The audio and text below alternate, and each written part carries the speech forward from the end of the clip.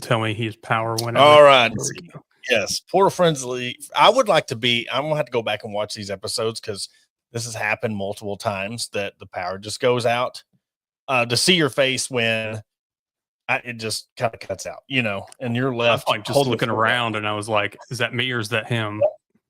All right. Wave rule internet, man. I've got to call you out. This is happening way too much. Cloud, not a cloud around. And so Wave, you got to do something about our power out here north of Mulberry because it seems like we're in this hot spot where no matter what, the power just goes out. So terrible. If we can get some kind of, backup internet or something going on because power flickers out. Adam's stuck by himself trying to carry this show, and that doesn't happen. He just like, hey, peace, y'all. We're out. So I'll give everybody a second to get back in. We appreciate your patience, but we're talking about just the receivers and how this could affect Taylen Green going down the road, and especially with all the other quarterbacks coming on. Do you think that there's going to be a quarterback competition next year, or do you think it's set in stone? It's Taylen Green and then everybody else is fighting for the number 2 spot. I think it's Taylen Green in my heart of hearts, and it's not trying to say that he should have it taken away, or I think that you go in with Taylen as your one. And I mean, you're going to have KJ and KJ Jackson, just so nobody thinks otherwise. Yeah. KJ Jackson, Madden, Iyamaleva. No, that's not right. I'm not okay. Him, Iyamaleva. Anyway, Grayson Wilson.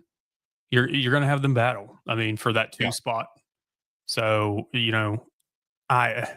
haven't seen enough from KJ Jackson, or it's even one of those things with Madden. He didn't play football his senior year. So, I mean, obviously, I'm sure he's training, he's working out, he's doing this, doing that, but he hasn't had game competition this year. So, that's going to be a little bit of rust on him coming into it. So, I think that you go into this Taylen is your one. Mm-hmm. Yeah. And look, we all know what he needs to get better at. This is going to be on him. And also, you're looking at the mass exodus, you're bringing guys in, but you're also going to have to look up to him as a leader, because who do you have returning on the offensive side of the ball that you can really look at? And we have said this the past 2-3, I mean, ever since me and you've been doing this together, you got to have some kind of leadership. You got to, I really want his accuracy to improve, throwing on the run, but more importantly, be a leader on the field. Be a leader for this team. If you're on the field, be hyping up the defense, or be looking at the iPads that, really working on your craft. And because we know where Arkansas is as a program. So it is, again, got to give credit where credit is due. You are bringing in guys from bigger schools. You are bringing in guys from Oregon. And yes, you got the tight end from Texas A&M. So you are getting people from Power 4 conferences, because we know the money's not there. They have money. Sam said it, but how much money? And you have to be successful because you're already behind the 8 ball. You're already in a position to where every year could be your last year when it comes to Sam Pittman. And I know he says he's not worried about his job, but deep down inside, you got to know coming into this season, they have to improve and not just make a bowl game. I think there you go. I'm cutting in and out. Let me see if I can switch my bit choppy.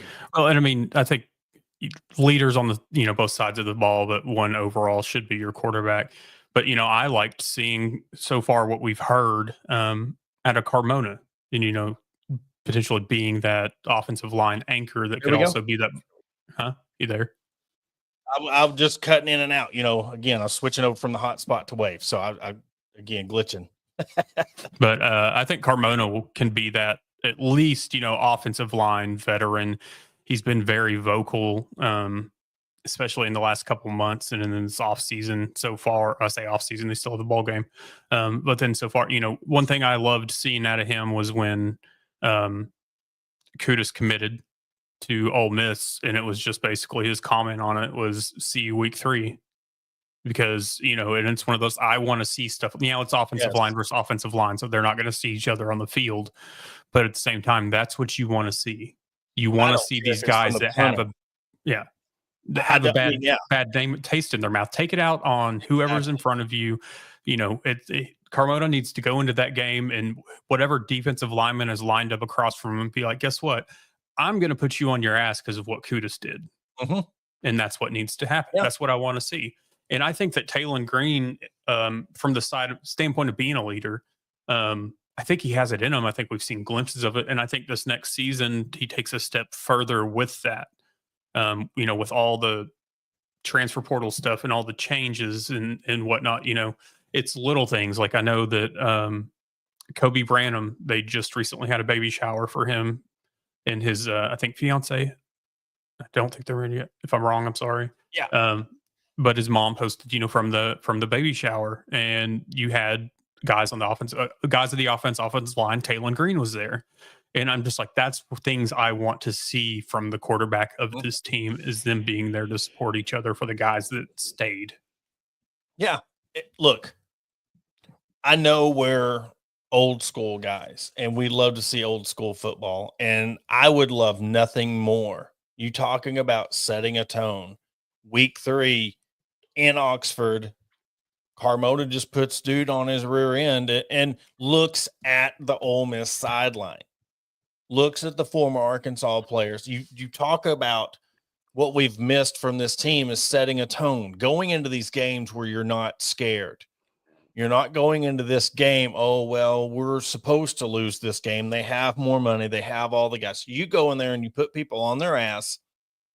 You bring back the Olajubutu days, the Tony Bua days, Kanoy Kennedy days. You bring back the guys that really want to go out there, and you can't say the word headhunt anymore, but go out there and make statements. Go out there and make this your year, especially with Carmona. This was supposed to be a big year for him.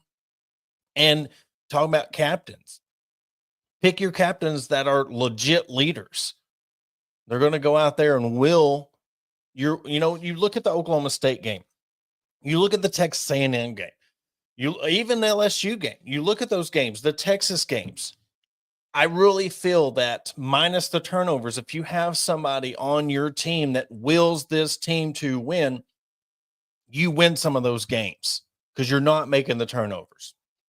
Because as much as we get on the coaching staff, we in turn have to put some of it on the players. You're the ones out there on the field. Winners, who is going to step up and will themselves?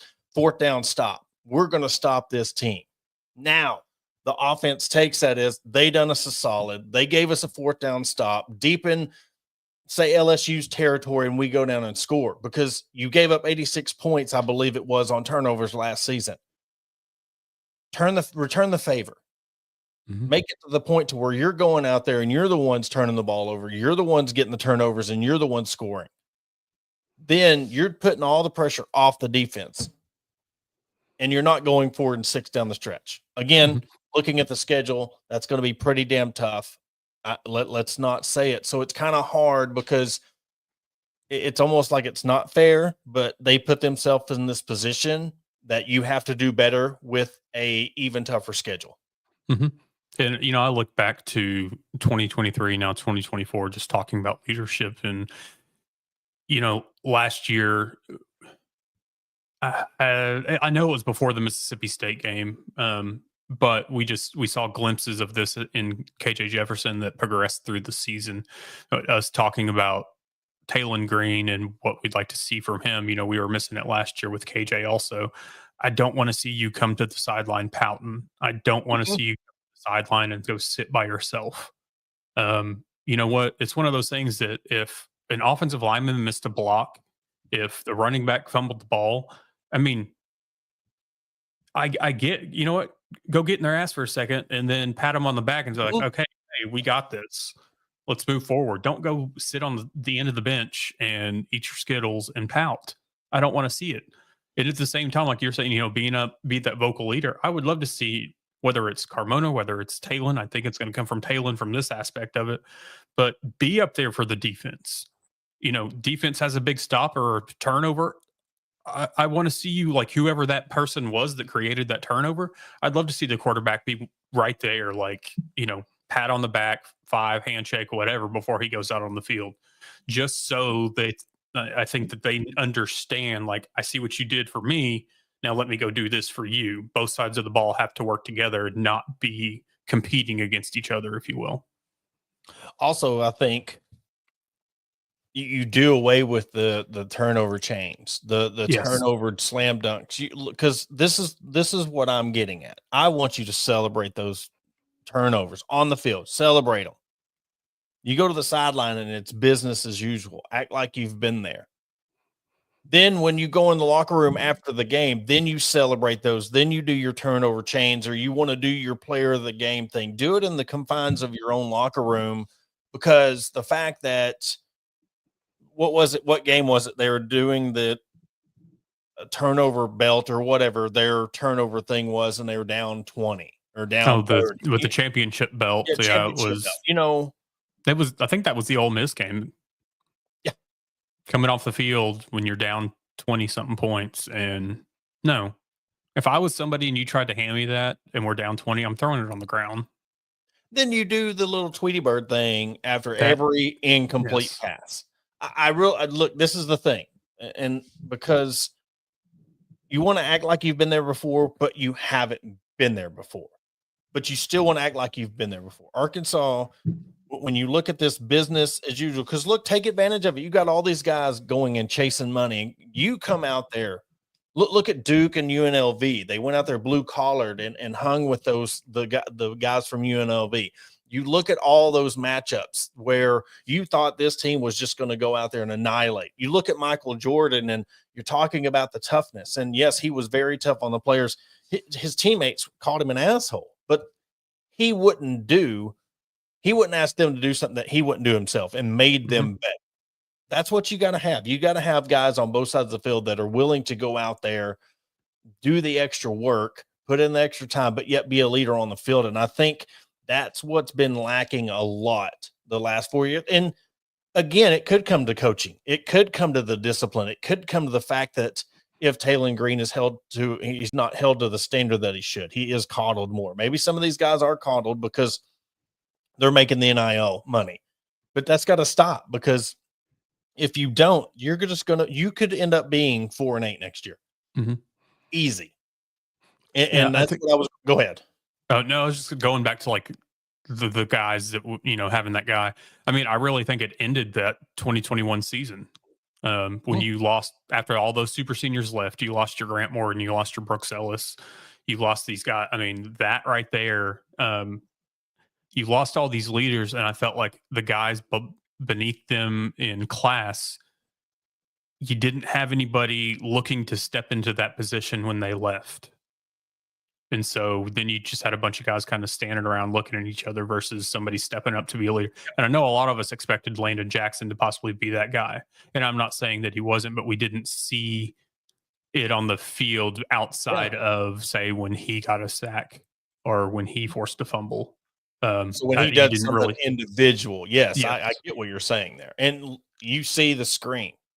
And what you look at this stretch right here, and look, Memphis is not a slouch. Mm-hmm. Memphis is up and coming. They're right there even with you. I don't care what conference they play in. But you got Alabama A&M, Arkansas State, at Ole Miss. Lane wants your neck. Mm-hmm. Lane's becoming like Eli. He wants to beat you just as much as you want to beat him. And he's taking your players and beating you by 30. Then you are at Memphis. So this is the thing. I understand it's Memphis, but that game should be played in Don W. Razorback Stadium. But the fact that you're having to go to Memphis and play them shows you where your program is right now. They should never play them on the road first. So take that as a slight. You need to use every ounce of motivation to go in and win these games, because then you got Notre Dame at Tennessee. You don't think Tennessee's waiting on you. That daunted game against Texas A&M, you finally get out of Jerry world. Auburn, we don't know where they're going to be at. Mississippi State. So barring teams, you might get a 2-game break there, and then it's LSU, Texas, Missouri. I don't know. I mean, if you want to go back to the COVID just straight SEC schedule, and I would even put this maybe above that. I don't know if I've seen a tougher schedule. No, because I mean, say if we looked at this year's versus next year, like whenever that schedule came out, I was looking kind of for those breaks in the season. And when I say breaks, I don't mean bye weeks, just those games where you can kind of, don't want to say coast because we saw the struggle against UAB this season, but just that easier stretch of games, whether it's 2 games, 3 games, whatever, and we don't have it. Going into that bye week, just because that bye week is before the first one's before Tennessee. So, I mean, you're at Ole Miss, you're at Memphis, you have Notre Dame at home, and then you come off of that, then you've got Tennessee, Texas A&M. Like there is no break in that schedule after, honestly, after you get out of you get after Arkansas State.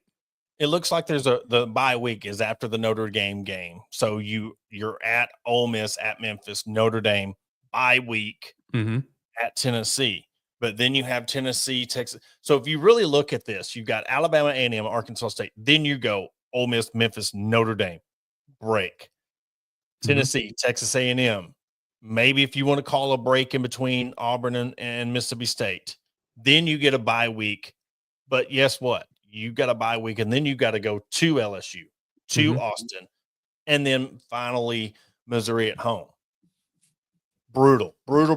So if that doesn't make you see these guys coming in, yes, let's get excited about what we got coming in. But I want everybody, every fan, but I want every player to have that schedule in front of them, knowing what's at stake next year, what they have to do next year, because it's do or die time for this Razorback program, because I don't care how tough the schedule is. They don't produce on the field. There's nothing that can convince me that they shouldn't make a change at the head coaching position. And, yes, in my heart of hearts, because KJ Jackson has been here and been under Petrino for a season. Yeah, he's going to go into it, I would say, as number 2. But at the same time, you don't know what these other 2 guys are going to bring to the table. I think that there has to just be a clear, like a QB competition starting in the spring and see what happens. I'm tired of the rhetoric, and we've seen it a lot with Arkansas, that just because you've either been here or you're seasoned, that you automatically get to go in front of somebody else. If somebody comes in that is better than player A, they need to replace them. They need to move in front. The favorites game needs to be stopped. Yeah. And just it's frustration because you want the program to finally turn it around. All right, if we're giving you another year, Sam, you got a lot of proving to do. This is, to me, probably you as well. This is the last leg. This is the last chance. This is your last life, whether you want to think it or not. Because I'm telling you right now, Hunter's giving you another chance, and if you come back with another 4 or 5, I don't care, 6 wins. If you want to sit there and take pride on, we finished 500, we're going to another bowl game, I'm not cool with it, because I think they need to show fight. They need to come out there and play with these teams and not turn the ball over as much. But what we're going to pivot to the ruling, the JUCO I'll tell you what, if they're going to pass this, or if this goes into fruition for all sports, this could really help out a lot of kids, a lot of sports, because you look at baseball, basketball, not so much basketball anymore. They used to really rely on JUCO players, but baseball, but you give all these JUCO kids their eligibility back. So you're pretty much extending the COVID. You're coming off the COVID. Now we're just going to replace it for, if you're a JUCO kid, you get 2 more years potentially of eligibility. Correct. So I'm going to pop this up here right quick. So With the ruling, an injunction was done. So Vanderbilt's quarterback filed a lawsuit wanting another year of eligibility, claiming that because he went the JUCO route, that he didn't get basically full access, full opportunity with NIL. Um, and they granted him the injunction. This is now not going to just be open the floodgates to all JUCO players or players that have played JUCO before. If they want to basically have the same opportunity, they have to file their own lawsuits because as it stands, this injunction was just for Diego.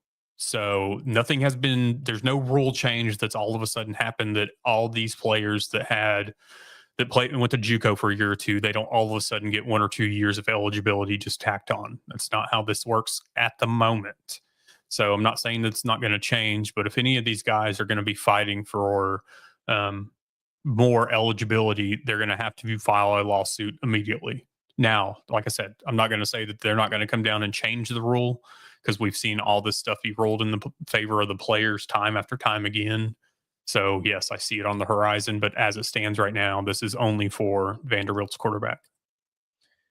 And to me, it's like, all right, I get it. But I mean, let me pull up their schedule. They had their game against Bama, beat Kentucky. But then you look after that. I mean, did he have his 15 minutes of fame? I mean, really caught Alabama, put up 40, but you look at Texas, hung with Texas, so did Arkansas, got blown out by South Carolina and lost by 7 to LSU, and then lost 36-23 to Tennessee. The problem is now you're the guy. You're the only guy. And how does this affect a team like Vandy, where you're not having the stars around you, but also you're going into the 25 season with they're not taking you lightly anymore. And they're going to be ready for you.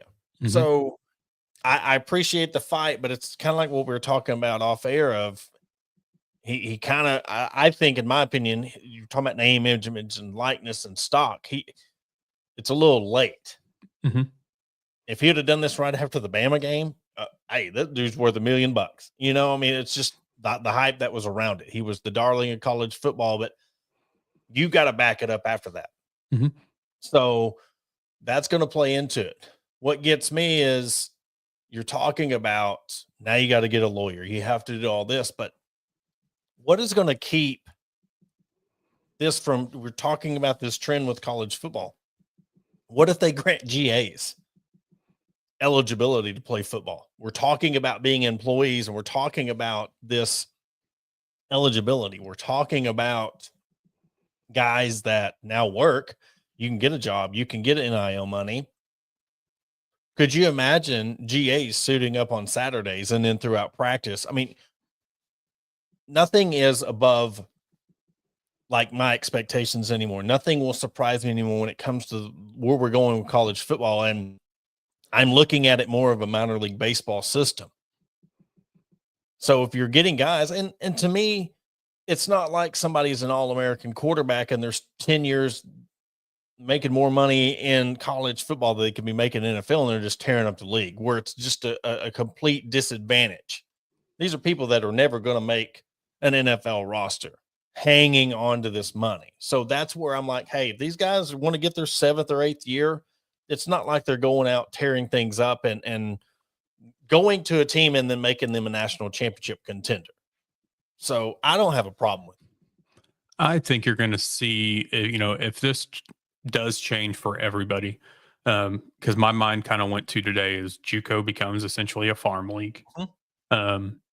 And I when I was thinking about this scenario earlier today, my mind immediately went to it if Saban was still with Bama. But then at the same time, NIL is involved in what I'm about to say. So I took Saban out of the equation because just for him not being a fan from that. But so you've got a coach, and I'll just use Lane Kiffin. You've got a high school player that you can tell will be something But he needs some work. He's raw. You don't want to take away his eligibility. You don't want to immediately redshirt him when he comes in. You send him to JUCO. You send him to JUCO with the basically understanding of, hey, we're going to give you NIL while you're at JUCO. So remember, the NIL, it's not tied to the school. It's not revenue sharing. So we're going to get you NIL from somewhere else. And then you go play a year or two, and then you come here. So then you come here at 20 years old. You're a 20-year-old freshman. And make your comments about, Monte Harrison being 29-year-old freshman, different ballpark here. Yeah. But so 20-year-old freshman, say whatever happens, you redshirt him. So then you got a 21-year-old redshirt freshman. Then you've got 4 years that you can play. Now your window on the NFL has shrunk drastically at this point, but you're going to have those guys that you want to see developed. Maybe you work out something that you're sending these guys to, say, EMCC or Indy or Hutchinson CC. These guys, these schools that have been on Last Chance U that are winning year in, year out at the JUCO level. You work out something there. I just see this creating basically an entire farm league. If you look at like where I went to school, Connor State, it was a junior college off of Oklahoma State. You look at all these junior colleges, let's say UCM Morrilton, or you look at some of these schools that are University of Arkansas at wherever, Cossatot, they are potentially, they're technically part of Arkansas. Look at UFAS, University of Arkansas, Fort Smith. You're talking about these farm teams. You could sit there and send them to this JUCO before they could even go to the college to try to develop them into the NFL or NBA or whatever. We could be 10 years away from that. That's just how long this could be, but it's something to think about now, because look how much this has changed in the last year. Look how much this has changed in the last few weeks of injunctions, how crazy the portal is with, Rhett Lashley was on with the Morning Rush or Chuck and Bo this morning and talking about trying to prepare his team for a college football playoff, knowing guys are trying to poach his players for next season. But you're also looking at the backside of it. These kids that might want to go somewhere else isn't getting playing time. I think it's unfair. Another reason why that I think they should move the portal back is, what if these guys are loyal to their team, but they still know that they could go at somewhere else and get a better opportunity? Let these kids finish out the year with their team and then go get the money. Make it fair for everybody, because what if that guy he's on his team, but he just doesn't have the opportunity because he's in the college football playoff?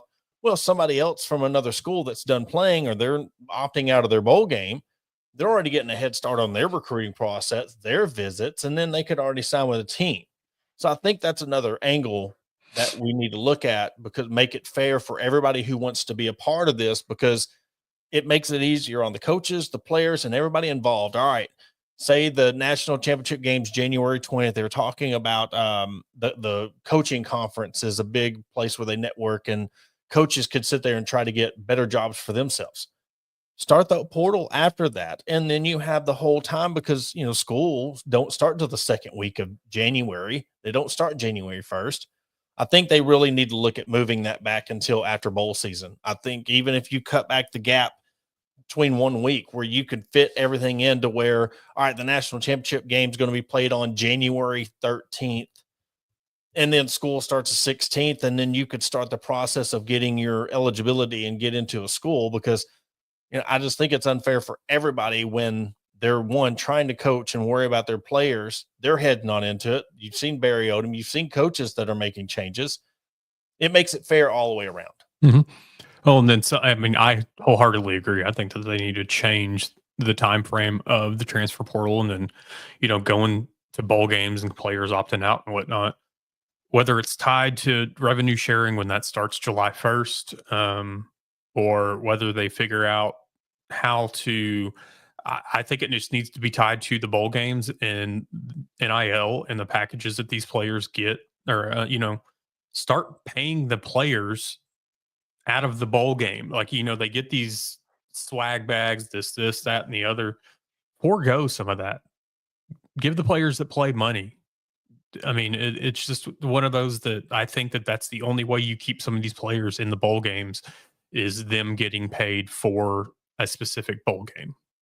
Unless you've got a guy that is just sure shot, like potential first round draft pick, I'm not going to risk anything. I get it, but at the same time, it's one of those they got to figure out something to get the players back into these bowl games. Yeah.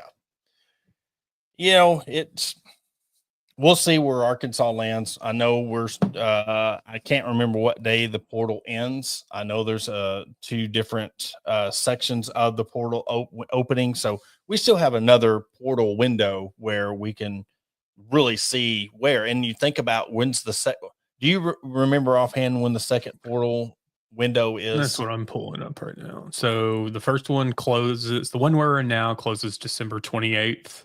Okay. And then the second with the spring window is only 10 days long. It's from April 16th to April 25th. So what if, that's so essentially you're going to go through fall. You're going to go through fall practice, fall camp, and then before the summer hits, you're transferred out into your new school before summer and fall camp. Yeah, there's things I think they can take a deep look at that and make it to where, all right, you got to play out this year. And you look at college fiscal year, what is it, July to June or something like that. But yeah, even I think if you expanded the April window, that gives you time to, see where this is going, see who you're needing, but it definitely has to change. Take out this early window and just make it, a month long after you get to come out of spring camp, or even if you want to put it into like guys want to go ahead and transfer before spring camp, put it February 1st through April if you wanted to do it. But just take out this early one right now, make it after bowl games. I think that's where we're headed. I just think there's too much going on, but we'll finish it up. Arkansas has 2 more games left. We're looking at from a week away on Saturday. We're already in the SEC season at Tennessee on January 4th, or not 2 weeks away, but 3 weeks away, I believe. No, 2 weeks away. Damn, Christmas is next week. That takes us fast. Damn, years gone by. North Carolina A&T on Saturday, and then Monday, December 30th, you're playing Oakland. And then you start SEC, and then you have the Liberty Bowl against Texas Tech on the 27th. So you have some Razorback stuff going on between now and then, but we'll have a lot more to cover on Sunday. Hog HQ will be back live 8:05 this Sunday. So maybe I'm coming in here talking about a second round, who we're going to play, or I'm coming here tucking my tail, worried about next year. So, but we'll see how that goes against Texas. But for Adam Hall, I'm Porter Hayes. Want to thank everybody for tuning in tonight through all the Wave Rule Internet. I'm going to plug them again for their screw up, but we'll see how that goes. But we'll catch y'all on Sunday.